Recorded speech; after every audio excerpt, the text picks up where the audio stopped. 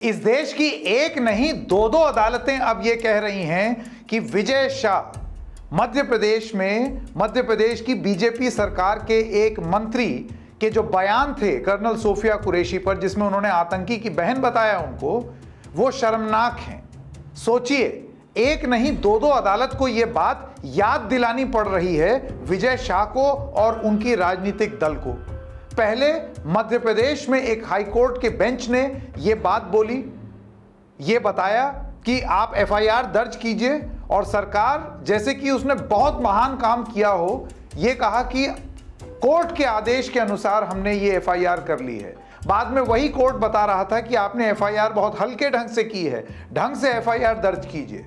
इसके बाद ये मामला सुप्रीम कोर्ट आया, जहां पर ये विजय शाह चाहते थे कि सुप्रीम कोर्ट से इनको राहत मिल जाए, लेकिन राहत से कोसों दूर सुप्रीम कोर्ट ने भी वही लफ्ज दोहराए, जहां सुप्रीम कोर्ट की एक बेंच का कहना है कि आपके शब्द सबको, पूरे देश को शर्मिंदा करते हैं। कोर्ट में आज क्या हुआ, सुप्रीम कोर्ट में क्या हुआ, और आखिर कब तक इतने घटिया बयान देने वाले भारतीय जनता पार्टी की मध्य प्रदेश सरकार के एक मंत्री को उनकी पार्टी डिफेंड करती रहेगी, उनकी पार्टी उनके खिलाफ एक्शन टालती रहेगी।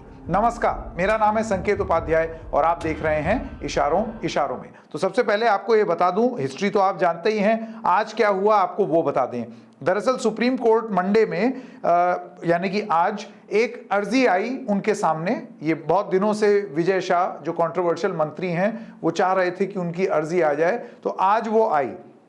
उनकी अर्जी ये थी कि उनको थोड़ी सी रियायत मिले, ये जो एफआईआर हो गई है उनके खिलाफ, ये एफआईआर उनके खिलाफ जो लगी हुई है इसको हटा दिया जाए, क्योंकि वो तो माफ़ी मांग रहे हैं, उनका वो भाव ही नहीं था। बार बार वो ये कह रहे हैं कि मैं ऐसा सोच भी नहीं सकता, मैं तो बहन की बहुत इज्जत करता हूँ, वो हम पूरे देश की बहन हैं। ये सारी बातें उन्होंने बोलनी शुरू की, माफ़ी भी मांग ली। लेकिन सुप्रीम कोर्ट की तरफ से अब ये कहा गया है, ऑब्जर्व किया गया है कि हम इस माफीनामे को, इस माफी को रिजेक्ट करते हैं, क्योंकि ये जिस तरीके से दिया गया है वो बहुत ही खराब है। क्या कहता है कोर्ट, आपके स्क्रीन पर देखिए। वो कहते हैं, ना court, the entire nation is shamed by the ministers statement. ये वर्ड्स हैं सुप्रीम कोर्ट के, जिसमें वो विजय शाह की जो अपनी माफी मांगने की बात थी उसको रिजेक्ट करते हैं। इसके अलावा ये कोर्ट जो जस्टिस सूर्यकांत और एन कोटेश्वर सिंह की थी, उन्होंने मध्य प्रदेश की सरकार को ये डायरेक्शन दिया है, ये निर्देश दिया है कि आप एक एसआईटी बनाइए ट्यूसडे तक। आपको ये भी बता दें कि मध्य प्रदेश की ही एक अदालत ने, हाई कोर्ट में एक खंडपीठ ने एक फैसला लिया जिसमें उन्होंने कहा कि हम कोर्ट मॉनिटर्ड प्रोब करेंगे, और धारा भी बता दी कि कौन सी धाराओं में आप एफआईआर कीजिए, और यह भी बता दिया कि उस धारा को लगाते वक्त आप एफआईआर में क्या लिखेंगे, क्योंकि मध्य प्रदेश की उस अदालत ने पाया कि पुलिस आनाकानी कर रही है। धारा तो लगा दी कोर्ट के आदेश के पालन करते हुए, लेकिन उसमें जो तथ्य लिखे हुए हैं वो बहुत ही हल्के लिख दिए। और तब कोर्ट का ये ऑब्जर्वेशन था, उनकी ये टिप्पणी थी कि ऐसी एफआईआर लेकर के आप किसी भी अदालत के पास जाएंगे तो अदालत इसको रिजेक्ट कर देगी, क्वॉश कर देगी। तो क्या यही मकसद है? इस वजह से मध्य प्रदेश की उस खंडपीठ ने यह तय किया कि ना केवल एफआईआर पूरी बात लिख करके होगी, इन मंत्री ने जो जो बोला है वो सारी चीजें, अदालत की क्या टिप्पणी रही है, आदेश में अदालत ने क्या लिखा है, वो पूरी चीज एफआईआर में लिखी रहेगी, धाराएं लगेंगी और कोर्ट इसको मॉनिटर करेगा, जांच भले ही आप करें। अब उस चीज को आगे बढ़ाते हुए सुप्रीम कोर्ट का यह कहना है कि सरकार एक एसआईटी गठित करे ट्यूसडे तक, यानी कि कल तक। इस टीम में 3 आईपीएस ऑफिसर होने चाहिए जो स्टेट के बाहर के हों। आप सोचिए, राज्य सरकार की पुलिस पर भी भरोसा नहीं है सुप्रीम कोर्ट को। वो कह रहे हैं कि किसी और स्टेट के आईपीएस ऑफिसर को लेकर के आइए ताकि वो इस मामले में जांच करें, with at least one being a woman officer, एक महिला अफसर होनी चाहिए उसमें से। SIT has been asked to submit a status report by 28 May, 28 मई तक अपनी स्टेटस रिपोर्ट सबमिट करनी चाहिए। बेंच बोलता है, we are a country which follows the rule of law and it is the same for the highest and the lowest. हम कानून का पालन करते हैं और वो जो ऊपर हो जो नीचे हो सब पर समान रूप से लागू होता है। जैसे कि मैंने आपको बताया, एफआईआर क्योंकि हुई थी इस भद्दे बयान के लिए, तो विजय शाह ही सुप्रीम कोर्ट आए थे ये कहने के लिए कि ये एफआईआर हटा दी जाए, और मैं तो माफ़ी मांग ही रहा हूँ। तो वो माफ़ी भी रिजेक्ट हुई है। इसके अलावा ये भी कहा गया है कि एसआईटी बनेगा। एसआईटी में 3 अफसर होंगे आईपीएस, बाहर के होंगे, और उनमें से 1 महिला अफसर होंगी। जस्टिस सूर्यकांत ने क्या रिमार्क्स दिए वो भी आपको बता दें। वो कहते हैं, the nature of this matter, we are carrying the video clips, we would like to see what kind of apology you have tendered. There is a meaning to the word apology, sometimes only to wriggle out of consequences, sometimes crocodile tears. What sort is yours? टिप्पणी देखिए कितनी तीखी है। मैं इसका हिंदी अनुवाद कर दूं आपके लिए। यह मामला जिस तरीके का है, हमने वो वीडियो क्लिप देखी हैं। मैं ये जानना चाहता हूं कि ये किस किस्म का माफी है आपकी, जो आप माफी मांग रहे हैं। कभी कभार माफी के भी मायने होते हैं कि किस तरीके से माफी मांगी जाती है। कभी कभार किसी दंड से बचने के लिए माफी मांगी जाती है, और कभी कभार झूठे घड़ियाली आंसू रोए जाते हैं। आपकी किस तरीके की है?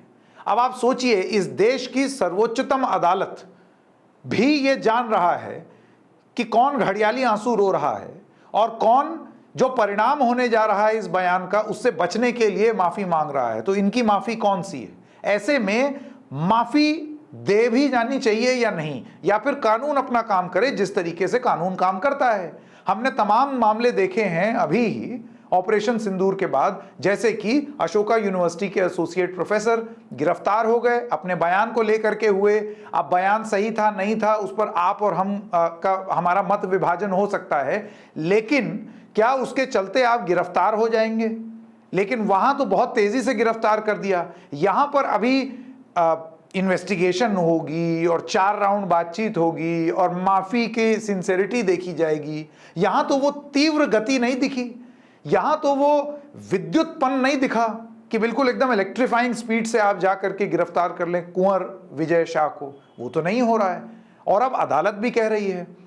सुप्रीम कोर्ट के जजेस की ये टिप्पणी कितनी तीखी है, इसको बीजेपी कब तक डिफेंड कर सकती है कि वो अपने एक भद्दे बयान देने वाले नेता, जिसको लेकर के एक डिसकंटेंट भारतीय जनता पार्टी में भी है। आज ही एक खबर आई है कि जेपी नड्डा ने मध्य प्रदेश की जो भाजपा इकाई है उसको फटकार लगाई है कि ये इतना मत विभाजन क्यों है, इस तरीके के उल जलूल बयान मध्य प्रदेश की इकाई क्यों देती है, ऐसे नहीं देने चाहिए। लेकिन क्या इतना बोल देना काफ़ी है? क्या यही काफ़ी है? क्या और कोई कड़ी कार्रवाई नहीं लेनी चाहिए? या फिर एक एहसास हो गया है भारतीय जनता पार्टी और उनके नेताओं को कि वो कानून से ऊपर हैं, वो कुछ उल जलूल बोलेंगे, प्रतिक्रिया आएगी तो पहले तो उसे डिफेंड करेंगे और फिर डिफेंड नहीं कर पाएंगे तो उसके बाद माफी बोल देंगे, माफी मांग ली जाएगी। लेकिन सुप्रीम कोर्ट के इतने तीखे विचारों के बाद क्या अब विजय शाह के लिए मुसीबतें बढ़ती चली जा रही हैं? आप सोचिए ये कितना बड़ा एक मोशन ऑफ नो कॉन्फिडेंस है एक पूरी सरकार में, एक पूरे प्रशासन के लिए, जब सुप्रीम कोर्ट ये कहता है कि जांच करिए, एसआईटी बनाइए, 3 आईपीएस अफसर रखिए, तीनों आपके स्टेट के नहीं होंगे। यानी कि पुलिस का इकबाल इतना कम है, यानी कि पुलिस इस तरीके से कॉम्प्रोमाइज्ड है मध्य प्रदेश में कि सुप्रीम कोर्ट को भरोसा ही नहीं है, क्योंकि ये वहां के कैबिनेट के मंत्री हैं। क्या सुप्रीम कोर्ट को ये लगता है कि ये बचाने का प्रयास करेगी वहां पर पुलिस? ठीक उसी तरीके से जैसे मध्य प्रदेश हाई कोर्ट की एक खंडपीठ ने ये पाया कि जो हम चाहते थे आपने वो काम नहीं किया और आपने इस तरीके की एफआईआर बनाई कि ये किसी भी अदालत में जाकर के क्वॉश हो जाएगी। नतीजा क्या निकलेगा उसका तो इंतजार है, लेकिन ये क्लियर एज डे लाइट जो उन्होंने बयान दिए वो उस बयान से मुकर नहीं रहे हैं, माफी मांग रहे हैं, इसका मतलब मान रहे हैं उन्होंने पहले वो बयान दिए थे। तो जब ये बयान इतना क्लियर है, इकबालिया जुर्म भी है, तो उसके बाद इतना लंबा इंतजार, इतनी देर तक जांच, इतनी व्यवस्था का पालन, ऐसा प्रोटोकॉल फॉलो हो रहा है कि बताइए, मतलब सारा कानून यहीं पर फॉलो होता है। क्या प्रोटोकॉल, कानून व्यवस्था, एसआईटी, जांच, माफी, इन सब चीजों के पीछे छुप रहे हैं कुंवर विजय शाह, मंत्री मध्य प्रदेश सरकार और उनकी पार्टी भारतीय जनता पार्टी। इशारों में बस इतना ही, फिर मिलेंगे, तब तक के लिए नमस्कार।